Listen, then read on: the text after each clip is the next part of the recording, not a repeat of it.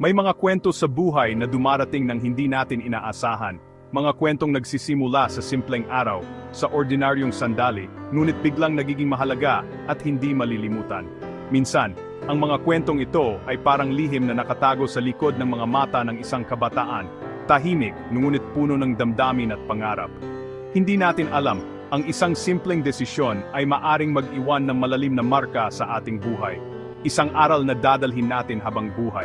Sa bawat pag-iisa, sa bawat sandaling nagmumuni-muni, may mga tanong na bumabalik. Tama ba ang aking ginawa? Saan ako patutungo? Sa Sine Panalo, binibigyang buhay ang mga kwentong malapit sa puso, mga kwentong sumasalamin sa ating mga karanasan, takot, at pag-asa. Tulad ng kwento ni Raggy sa Naliligaw, na maaring kwento rin ng marami sa atin. Si Reggie, isang typical na teenager, puno ng pangarap, tanong, at pagnanais na tuklasin ang mundo sa sariling paraan.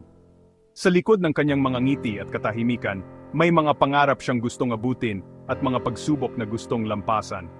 Isang field trip ang naging simula ng lahat, isang araw na puno ng kalayaan, excitement at pag-asa. Sa gitna ng tawanan at kwentuhan, unti-unting nawawala ang mga paalala ng magulang at guro. Sa isip ni Raggy, ito na ang pagkakataon niyang maging malaya, sumubok ng bago, at magdesisyon para sa sarili. Sa isip niya, kaya niyang mag-isa, hindi niya kailangan ng gabay o paalala. Ang mundo ay parang isang malaking palaruan na handa niyang tuklasin, kahit mag-isa.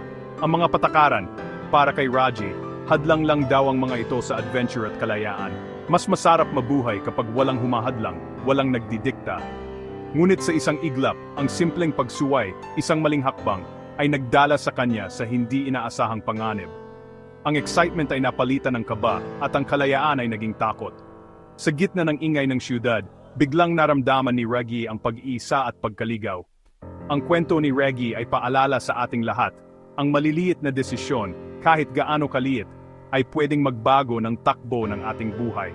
Minsan, ang mga payo ng magulang at guro ay hindi lang basta salita, kundi gabay na magliligtas sa atin sa panganib.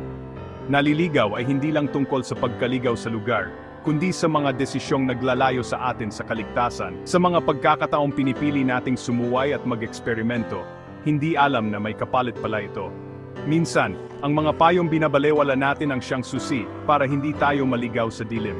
Sa bawat hakbang, sa bawat desisyon, sana'y matutunan nating pakinggan ang mga nagmamahal sa atin dahil sila ang ilaw sa ating paglalakbay, lalo na kapag tayo'y naliligaw. Hindi malaki ang simula ng pagsuway ni Raggy. Madalas, hindi natin namamalayan na ang unang hakbang ay maliit lang, halos hindi mo mapapansin. Isang simpleng desisyon, isang sandaling pagwawalang bahala, at doon nagsisimula ang lahat. Para kay Raggy, parang laro lang ang lahat. Parang walang masyadong epekto ang kanyang mga piniling gawin. Mga simpleng mamaya na, at kaya ko to. Sa bawat saglit na ipinagpaliban niya ang responsibilidad, unti-unti siyang lumalayo sa tamang landas. Ang mga gawain na dapat ay inuuna, napapalitan ng mga bagay na pansamantala lang ang saya. Ang mga payo ng magulang at guro, naging ingay na lang sa background. Sa dami ng naririnig niyang paalala, tila ba wala ng saysay ang bawat salita.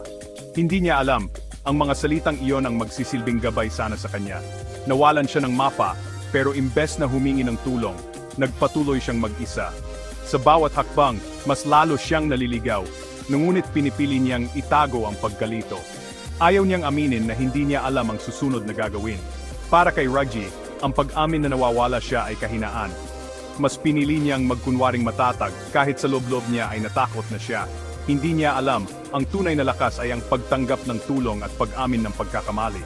Lumabag siya sa curfew, naglakad sa dilim, at iniwan ang grupo. Sa bawat paglabag, mas lalo siyang napapalayo sa mga taong nagmamalasakit sa kanya. Ang dilim ng gabi ay sumasalamin sa kalituhan at takot na unti-unting bumabalot sa kanyang isipan. Ang kalayaan na hinahanap niya, naging kulungan ng takot. Sa halip na makaramdam ng saya, mas lalo siyang nababalot ng pangamba. Ang dating simpleng pagsuway, ngayon ay naging dahilan ng kanyang pag-isa at pagkatakot. Ang bawat hakbang palayo sa grupo, hakbang papalapit sa panganib. Hindi niya alam, sa bawat paglayo niya, mas lalo siyang nagiging vulnerable sa mga bagay na hindi niya kayang harapin mag-isa. Ang kwento ni Raggy ay aral, ang pagbalewala sa payo ay hindi katapangan, kundi kapabayaan. Ang tunay na tapang ay ang makinig, tumanggap ng tulong at harapin ang katotohanan. Minsan, ang maliit na pagsuway ay simula ng mahabang paglalakbay sa kadiliman. Isang maling hakbang lang at mahirap nang bumalik sa dati. Kaya't mahalaga ang bawat desisyon, bawat pagpili ng landas. Ang mga patakaran ay hindi hadlang, kundi proteksyon. Ito ang mga gabay na naglalayo sa atin sa kapahamakan at nagtuturo ng tamang direksyon. Sa huli, ang pagtalima sa mga ito ay hindi lamang para sa sarili, kundi para rin sa mga nagmamahal sa atin. Habang lumalalim ang gabi, unti-unting nagbabago ang anyo ng lungsod. Ang mga ilaw sa kalsada ay tila nagiging mas malamlam, at ang katahimikan ay napapalitan ng kaba. Sa bawat hakbang ni Raggy, ramdam niya ang malamig na hangin at ang bigat ng kanyang dibdib. Ang dating pamilyar na daan ay naging parang maz na puno ng panganib at misteryo. Ang adventure ni Raggy ay napalitan ng takot.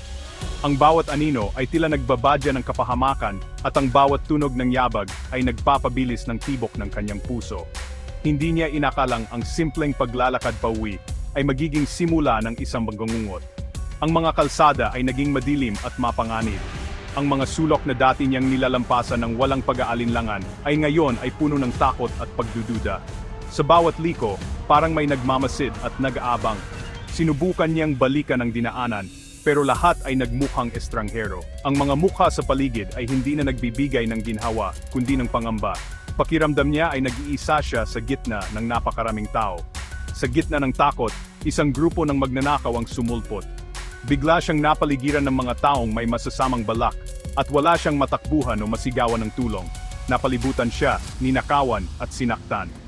Ang kanyang mga gamit ay kinuha, at ang kanyang katawan ay nagdusa sa pananakit. Sa isang iglap, ang lahat ng kanyang pinaghirapan ay nawala, pati na rin ang kanyang tiwala sa paligid.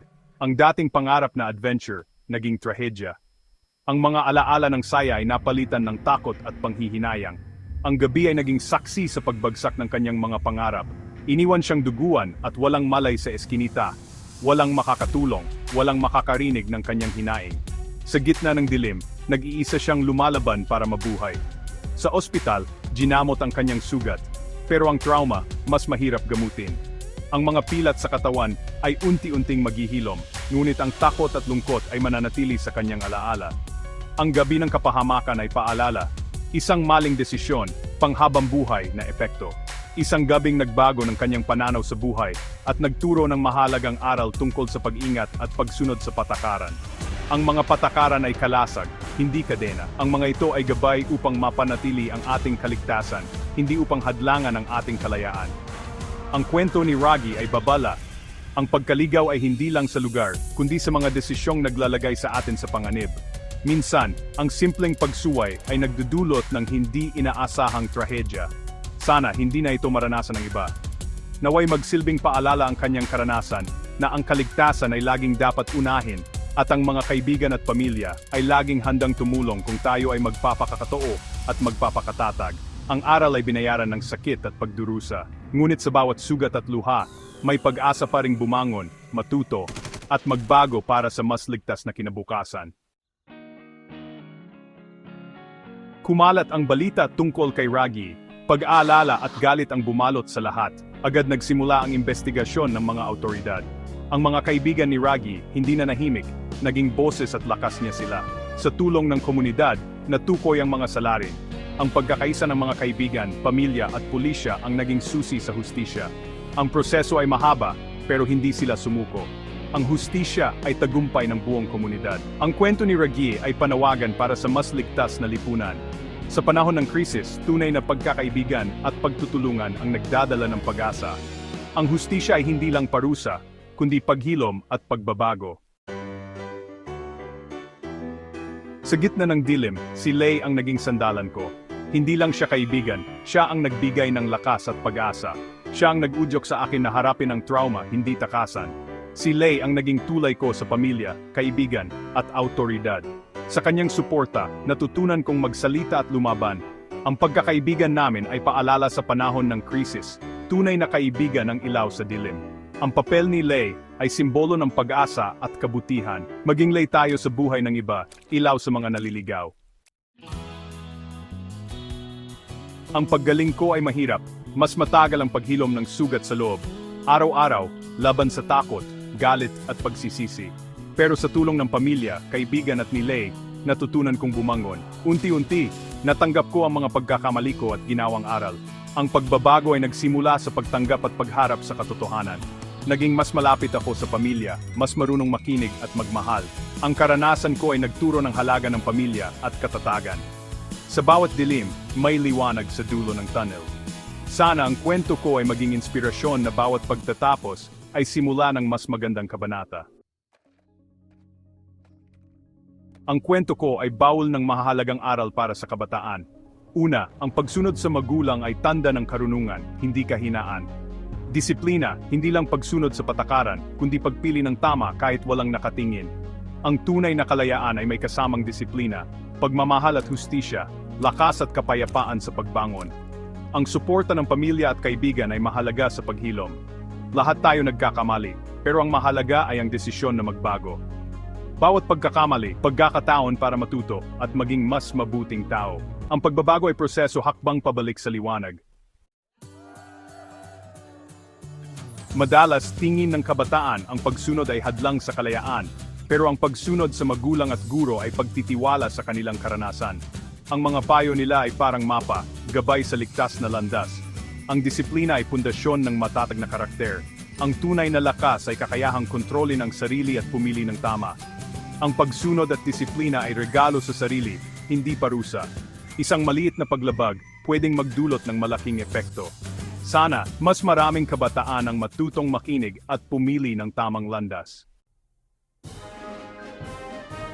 Ang pagtatapos ng kwento ko ay simula ng pag-asa at pagbabago. Ang paglalakbay mula dilim tungo sa liwanag ay mensahe para sa lahat. Bawat pagkakamali, may bagong simula at pag-asa. Disiplina at pagmamahal, haligi ng pagbabago. Sa mundo ng tukso at distraksyon, madaling maligaw, pero laging may daan pabalik. Ang kailangan tapang, kababaang loob at determinasyon na magbago. Ang naliligaw ay aral, babala at inspirasyon, kwento ng sakit at tamis ng pagbangon. Sa dulo, ang pinakamahalagang paglalakbay ay ang pagtuklas sa sarili at pagiging mabuting tao.